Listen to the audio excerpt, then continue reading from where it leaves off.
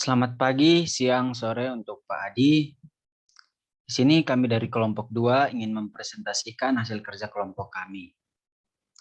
Kami dari kelompok 2 dengan beranggotakan yang pertama saya Rian Christian Sidin dengan NIM 205314001. Yang kedua ada Vincentius Tadeo dengan NIM 205314017 dan yang ketiga ada Bernadetta Nancy DK dengan NIM 205314030. Yang keempat ada Jason Enrique B dengan NIM 205314068 dan yang terakhir ada Yohana Evadola dengan NIM 205314136. Oke, next. Interprocess communication. Interprocess communication atau biasa juga disebut dengan IPC adalah mekanisme pertukaran data antar satu proses dengan proses lainnya. Baik itu proses yang berada di dalam data komputer yang sama atau komputer jarak jauh yang terhubung melalui jaringan. Nah, di sini ada beberapa alasan untuk menyediakan lingkungan yang memungkinkan proses kerjasama komputer. Yang pertama, ada berbagi informasi. Karena beberapa pengguna mungkin tertarik pada hal yang sama sepotong informasi, misalnya file bersama. Kami harus memberikan lingkungan untuk memungkinkan akses bersamaan ke informasi tersebut. Yang kedua ada percepatan komputasi. Jika kita ingin tugas tertentu berjalan lebih cepat, kita harus memecah menjadi subtugas yang masing-masing akan dieksekusi secara paralel dengan yang lain. Nah, perhatikan bahwa percepatan seperti itu hanya dapat dicapai jika komputer memiliki beberapa inti pemrosesan. Yang ketiga ada modularitas, yaitu fungsi sistem menjadi proses atau utas yang terpisah. Dan yang terakhir ada kenyamanan. Nah, bahkan pengguna individu juga dapat mengerjakan banyak tugas di waktu yang sama. Misalnya pengguna dapat mengedit, mendengarkan musik, dan juga kompilasi secara paralel. Itu agar bisa mendapatkan sebuah kenyamanan. Oke, next. Nah, ini merupakan prosesnya. Gambar di samping ini, gambar bagian A itu merupakan message passing atau penyampaian pesan. Dan gambar B merupakan shared memory atau berbagi memori antara kedua komputer. Nah, wilayah memori setelah shared memory dibuat, semua akses diperlakukan sebagai akses memori rutin. Dan tidak ada bantuan dari kernel yang diperlukan. Penelitian terbaru pada sistem dengan beberapa inti pemrosesan menunjukkan bahwa pengiriman pesan memberikan kinerja yang baik daripada shared memory pada sistem. Shared memory mengalami masalah koherensi cache yang muncul karena data bersama bermigrasi di antara beberapa cache. Sebagai jumlah inti pemrosesan pada sistem meningkat, ada kemungkinan kita akan melihat pesan lulus sebagai mekanisme yang disukai untuk IPC. Oke, next. Shared memory system. Komunikasi antar proses menggunakan shared memory membutuhkan komunikasi proses untuk membangun wilayah shared memory. Nah, biasanya shared memory wilayah berada di ruangan alamat dari proses yang membuat shared memory segment.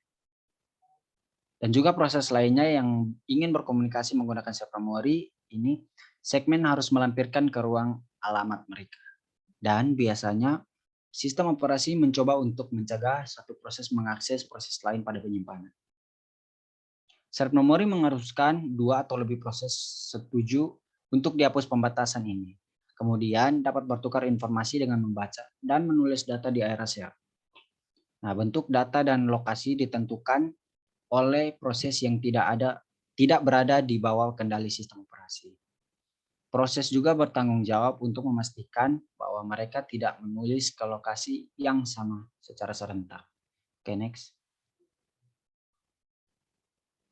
Nah, pada saat membuat shared memory terdapat beberapa langkah yang harus kita ikuti. Yang pertama, membuat segmen di memori dengan SHM get. Dan yang kedua, mendaftarkan atau mengetik segmen ke data space dari proses dengan SHM add. Dan yang ketiga, tulis atau baca dari memori. Dan yang terakhir, detect segmen dari data space dari proses dengan SHM detect. Oke, next. Nah, gambar di samping ini merupakan proses produser menggunakan shared memory. Salah satu solusi untuk masalah produsen dan konsumen menggunakan shared memory yaitu memungkinkan proses produsen dan konsumen berjalan secara bersamaan. Kita harus memiliki tersedia buffer item yang dapat diisi oleh produsen dan dikosongkan oleh konsumen. Nah, buffer tersebut akan berada di wilayah memori yang dibagikan oleh proses produsen dan konsumen. Produsen dan konsumen harus disinkronkan terlebih dulu sehingga konsumen tidak mencoba untuk mengkonsumsi barang yang belum diproduksi. Nah, di sini ada terdapat dua buffer yang biasa digunakan, yaitu yang pertama buffer yang tidak terbatas atau tidak praktis membatasi ukuran buffer. Konsumen mungkin harus menunggu barang baru, tetapi produsen selalu dapat memproduksi barang baru. Nah, yang kedua, buffer terbatas mengasumsikan ukuran buffer tetap. Nah, dalam hal ini, konsumen harus menunggu jika buffer kosong, dan produser harus menunggu jika buffer sudah penuh. Oke, next. Nah, gambar yang berikut ini merupakan proses konsumen menggunakan shared memory. Nah, variabel lokal selanjutnya diproduksi di mana item baru yang akan diproduksi disimpan. Proses konsumen memiliki variabel lokal berikutnya yang dikonsumsi di mana item untuk dikonsumsi disimpan. Nah, buffer set diimplementasikan sebagai array melingkar dengan dua pointer logis, yaitu in dan out. Variabel in menunjuk ke posisi bebas berikutnya dalam buffer. Out menunjuk ke posisi full pertama dan in pertama buffer. Buffer is empty atau kosong saat in sama dengan out. Buffer full ketika in plus 1 sen buffer size sama dengan out. Nah, skema ini memungkinkan paling banyak buffer size satu item dalam buffer di waktu yang sama. Oke, next. Berikutnya akan dilanjutkan oleh teman saya. Waktu dan tempat saya persilakan. Baik, terima kasih. Saya akan menjelaskan message passing systems. Sistem ini menyediakan suatu mekanisme agar proses dapat berkomunikasi dan menyinkronkan tugas-tugasnya tanpa harus berbagi pakai ruang alamat yang sama, dan terutama digunakan dalam lingkungan terdistribusi, di mana komunikasi proses terjadi antar komputer yang terhubung melalui jaringan. Fasilitas yang disediakan terdiri dari dua operasi, yaitu pertama send, kedua receive. Next. Jika suatu proses P dan Q berkomunikasi, diantaranya harus mengirimkan pesan dan menerima pesan dari yang lainnya. Beberapa metode hubungan komunikasi antar proses tersebut diantaranya adalah: pertama, komunikasi langsung dan tidak langsung berkaitan dengan nama. Kedua, komunikasi sinkron dan asinkron. Ketiga, penyangga atau buffering otomatis dan eksplisit. Next. Naming. Pentingnya masalah penamaan. Penamaan berperan penting dalam banyak hal mengenai sistem komputer. Pertama, nama merupakan identitas yang dapat membedakan suatu entitas dengan entitas lainnya. Kedua, nama juga dapat menunjukkan lokasi suatu entitas. Ketiga, masalah yang perlu diperhatikan dalam hal penamaan adalah bagaimana semua nama dapat merujuk ke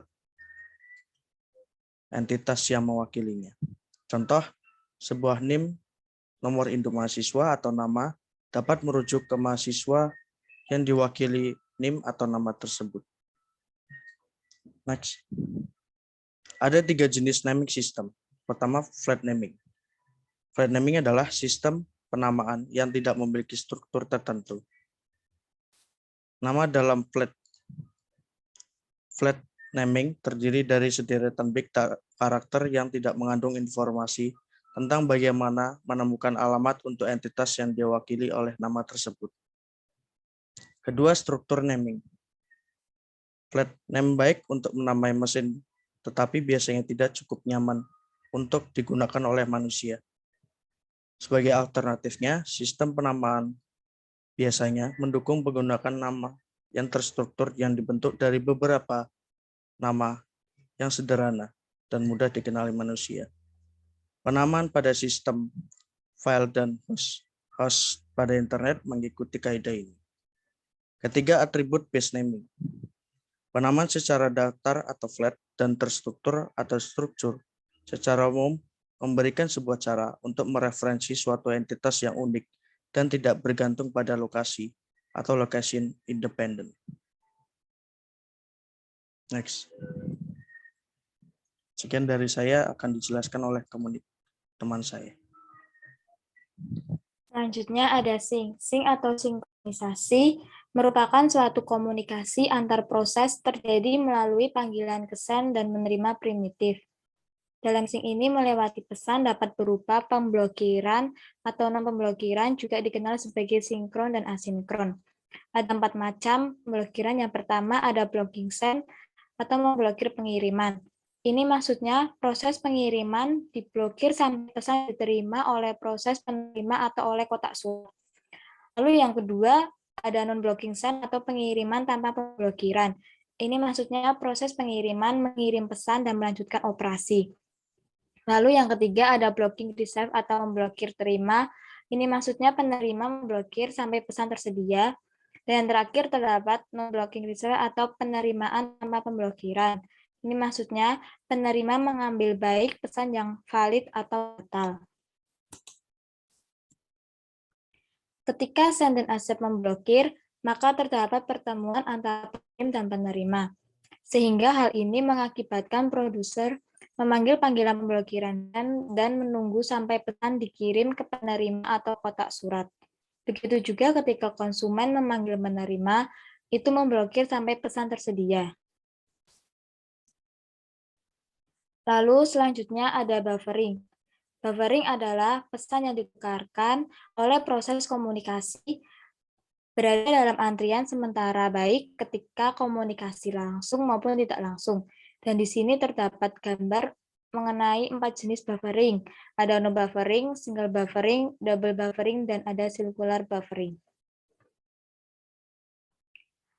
Pada dasarnya, antrian seperti itu dapat dilaksanakan dengan 3 cara. Yang pertama ada zero capacity atau kapasitasnya 0. Antrian memiliki panjang maksimum 0 sehingga tautannya tidak dapat memiliki pesan yang menunggu di dalamnya. Dalam hal ini, pengirim harus memblokir sampai penerima menerima pesan. Lalu yang kedua ada bandwidth capacity atau kapasitas terikat.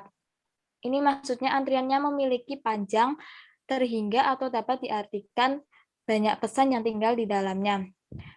Jika antrian tidak penuh saat pesan baru dikirim, maka pesan ditempatkan dalam antrian, baik pesan disalin atau pointer ke pesan disimpan.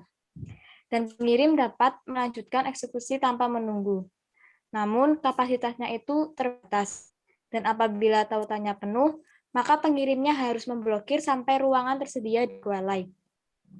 Lalu yang terakhir ada unbounded capacity atau kapasitas tak terbatas.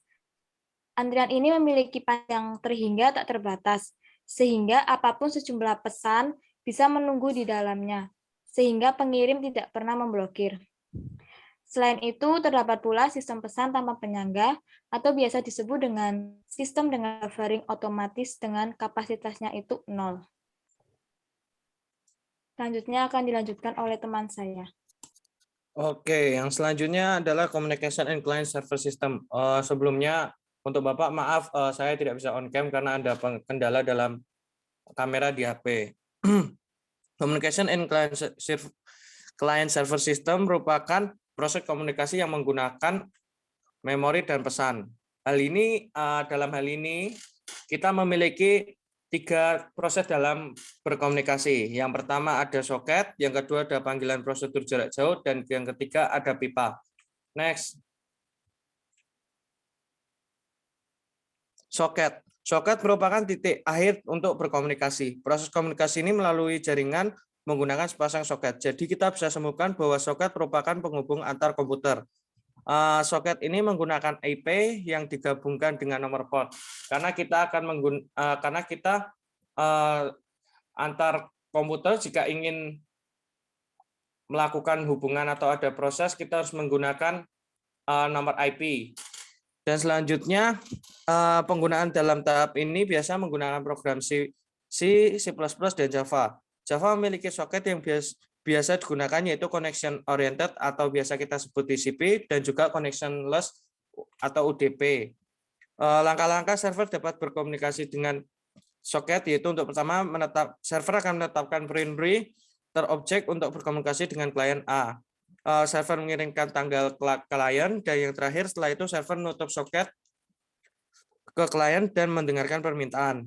Komunikasi menggunakan soket ini dianggap sebagai tingkat rendah karena soket hanya memungkinkan aliran byte yang tidak struktur untuk bertukar antara benang komunikasi. Ini merupakan aliran byte yang tidak terstruktur untuk bertukar komunikasi. Untuk selanjutnya akan disampaikan oleh Dola. Untuk Dola, saya persilakan.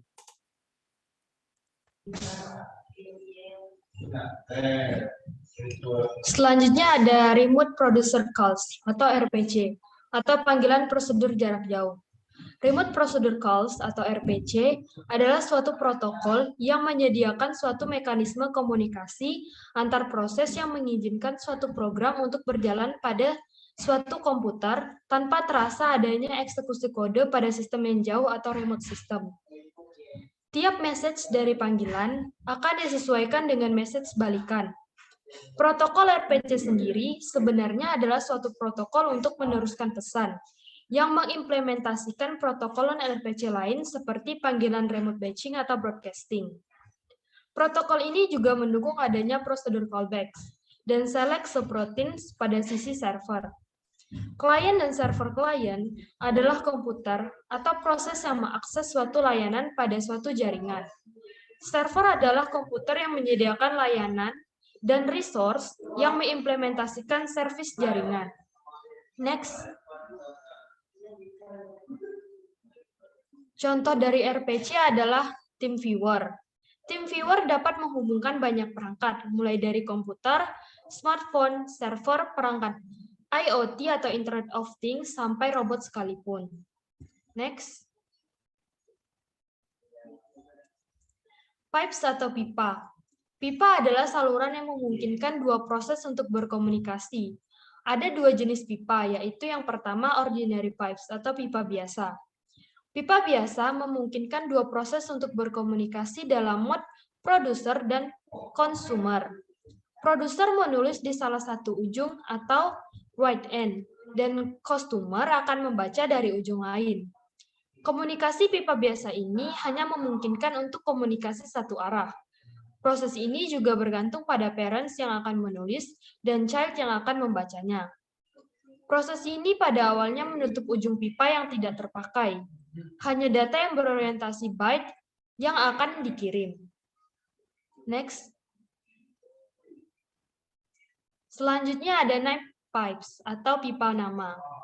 Pipa nama menyediakan alat yang dapat berkomunikasi dua arah, tidak bergantung dengan hubungan parents dan child. Pipa nama disebut FIFO dalam sistem Unix. FIFO hanya dapat mentransmisikan data secara half duplex. Sedangkan pada Windows, pipa nama dapat mentransmisikan data secara full duplex. Dalam Windows, data dapat dikirim berupa byte atau pesan data. Sekian dari saya.